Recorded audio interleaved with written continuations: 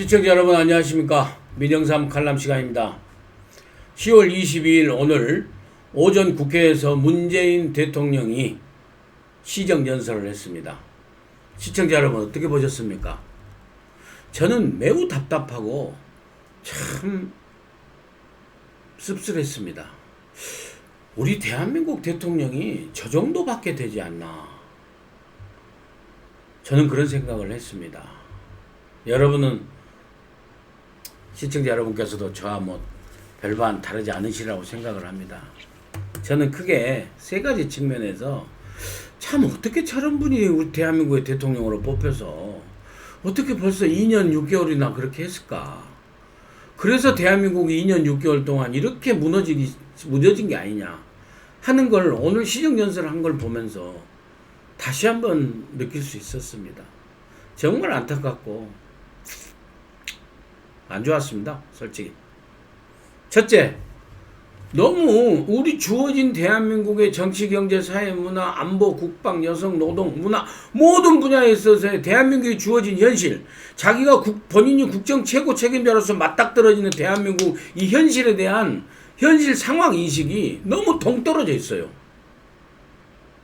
두 번째로는요, 그나마 일관성도 없어요. 이 판단에 있어서 일관적인 판단을 안 해요. 그 좋은 것은 좋다, 그러면 계속 좋든지, 그 나쁜 것은 나쁘다 하면 계속 나쁘든지, 그래야 개선책이 나오고, 그 다음에 좋은 점은 계속해서 진흥시키는 진흥책이 나갈 거 아닙니까?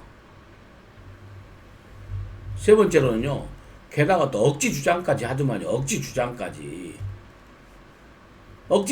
하면서 막판에는요, 재앙적 그런 대통령 모습으로 국회에다가 지시를 해요. 상권 분립의 원칙을 갖다가 잠시 망각하셨나봐. 또 반말하면 또 하도 그러니까요.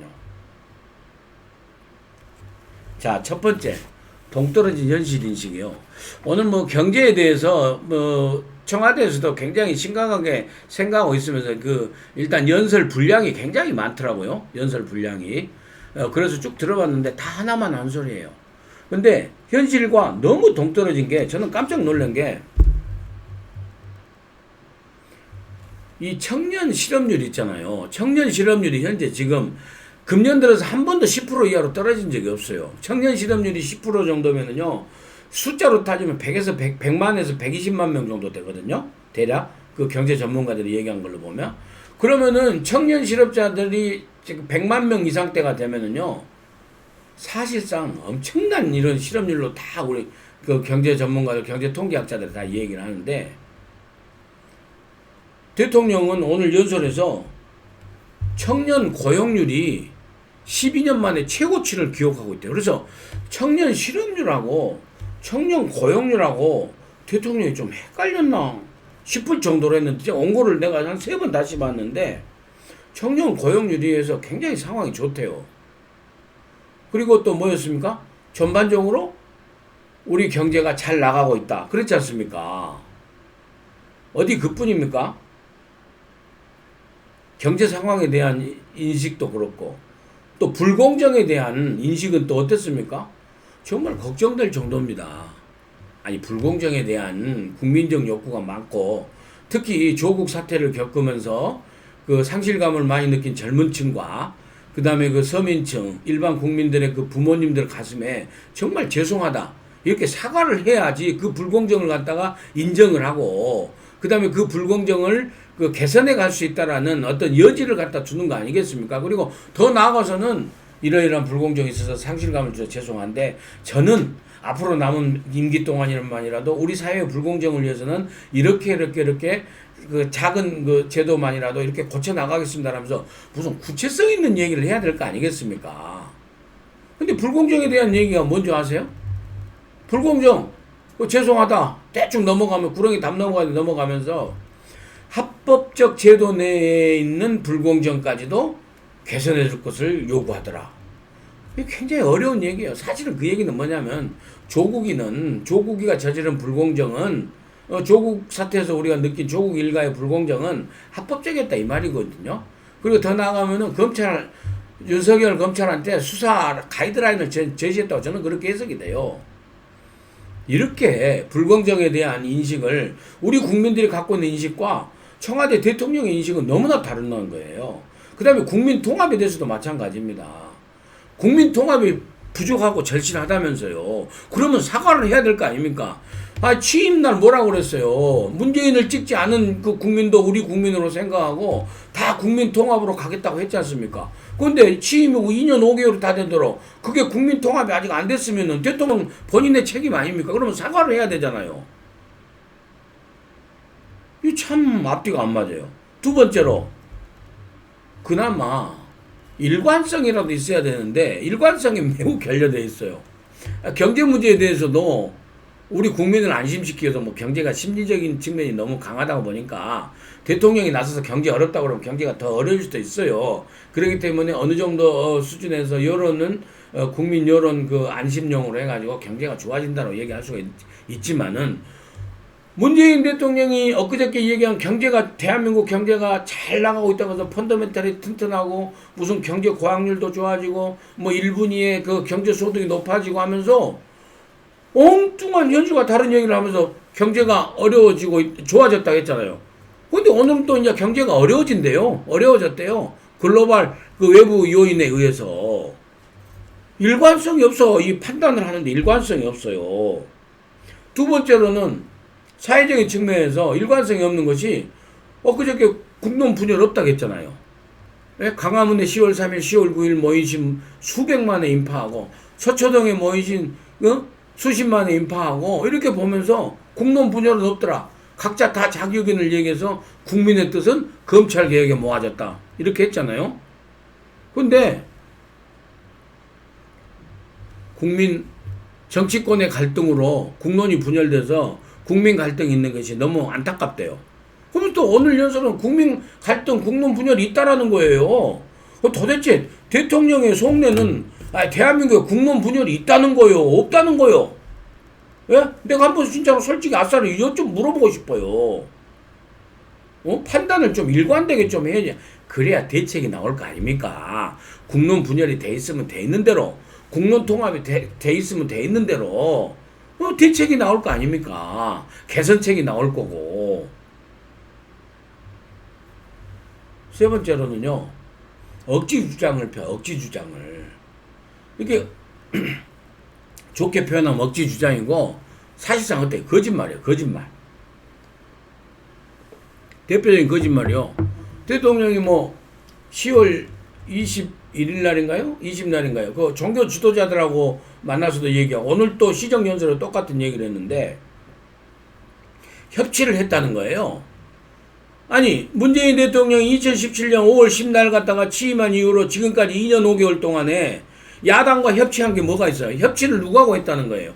협치를 하려면 제1야당하고 해야 되고 제2야당하고 해야 될 거 아닙니까? 한국당하고 문재인 대통령이, 문재인 정부가, 문재인 청와대가 협치한 게 뭐 하나라도 있으면 얘기해 보세요. 아니 뭐 한 줄이라도 얘기해 보세요. 협치한 게 있으면. 그런데 협치를 나름대로 한다고 했는데 성과가 없었다는 거예요. 이런 억지 주장을 펴면서 야당 탓으로 돌리는 거예요. 그러니 해결이 되겠어요?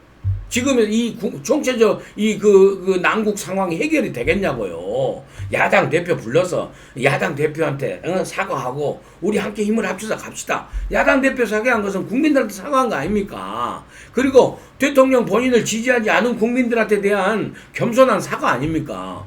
야당 대표만 나중에도 만나지도 않고.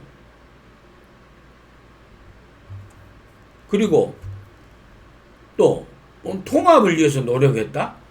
문재인 대통령이 통합을 위해서 노력한 게 뭐 있어요? 완전히 좌파 진영에 딱 서가지고 완전히 국민을 쫙 갈라놨잖아요. 예? 얼음장 갈라지듯이 딱 갈라놨잖아요. 그리고 저쪽 국민들은 전부 다 이적 세력이고 매국노 세력이고 적폐 세력이고 꼴통 보수고 수구 꼴통이고 전부 다 이렇게 몰았잖아요. 예? 뭐죠 색깔론 세력이고 야당 제1야당을 포함해서 다 그렇게 몰아갔잖아요. 그래놓고 무슨 국민 통합을 위해서 무슨 노력을 했어요? 대통령으로서 문재인이. 정말 하여튼 얘기하다 보니까 성질 나불랑 하네. 그리고요, 억지 주장의 끝판왕이 뭔지 아십니까? 공수처법 처리하래요. 시청자 여러분, 이제 제가 지난 시간에 설명드려서 다 아시죠? 공수처법 뭐가 문제인지. 지금 공수처법에 올라가는 패스트트랙에 타 있는 공수처법은요, 공수처장을 대통령이 임명하게 돼 있어요. 그리고 수사권, 기소권 다 줘요. 안 맞잖아요. 앞뒤가 안 맞아. 지금 윤석열 검찰이 문무일 검찰부터 왔던 개혁의 노력은 딱 차치하고 배관시하고 수사권, 기소권, 수사권을 갖다 뚝 떼서 경찰한테 주자는 거 아닙니까? 그 부작용은 생각 안 해봐요? 좋아. 그렇게 좋습니다. 그 양보했다 칩시다. 그러면 수사권 준다고 해놓고 왜 지금 만들어질 공수처에는 수사권하고 기소권을 또 주냐고요. 이것이 문재인 대통령이 임명하는 공수처장은 문재인의 공수처고, 문재인 대통령이면 공수처 25명 검사 수사관 임명되는데 다 민변 출신으로 채울 거 아닙니까? 그것은 문재인의 공수처고 민변의 공수처고, 그렇지 않습니까? 좌익 세력의 공수처밖에 더 되냐고. 좋게 보면 진보 세력의 공수처밖에. 이 공수처는요, 이런 식으로 만들어 놓으면은 옛날에 그 대통령 하명 수사했다라는 그 경찰, 그 특수 경찰 수사부대 있죠. 사직동 팀이라는 팀 있죠. 그 다음에 또 검찰의 힘이 너무 세다 그래서 대검 중수부, 정치 권력을 갖다가 저기 놀이한다고 해가지고 폐지시킨 대검 중수부 있죠. 문재인의 이 공수처를 만들어 놓으면은 이미 폐지했던 경찰의 사직동 팀하고 검찰의 중수부 팀하고 그 다음에 지금 특수부 수사 없앴던 거 있죠. 조국 민정수석이 부려먹었던 적폐세력 수사, 그 민정수석 다 합친 것보다도 더 힘이 세요. 이런 놈의 공수처를 갖다가 빨리 처리해달라고? 그것도 대통령이 국회에 와서 연설을 하면은 야당 대표에게 야당이 하는 무엇인지, 그리고 여당도 야당과 잘 협조해서 서로 협의해서 조정안을 갖다가 내주시기를 정말 간곡히 부탁드립니다. 이렇게 해야지. 뭔 대통령이 뭔데 올라간 공수처법 갖다가 처리해달라고? 처리 못해요. 제1야당이. 우리 국민들이 처리 못해요. 그거 공수처법 처리하면요, 광화문에 앞으로 500만 명, 600만 명 나올 거예요. 제가 목소리를 좀 높였는데요. 정말 10월 22일 오전에 국회에서 있었던 대통령 문재인의 시정연설을 들으면서 오늘 정말 하루 종일 씁쓸했습니다. 시청자 여러분 어떠셨습니까? 문재인 대통령의 시정연설에 대한 민영상 칼럼 끝까지 시청해 주셔서 대단히 감사합니다. 또 찾아뵙도록 하겠습니다. 감사합니다.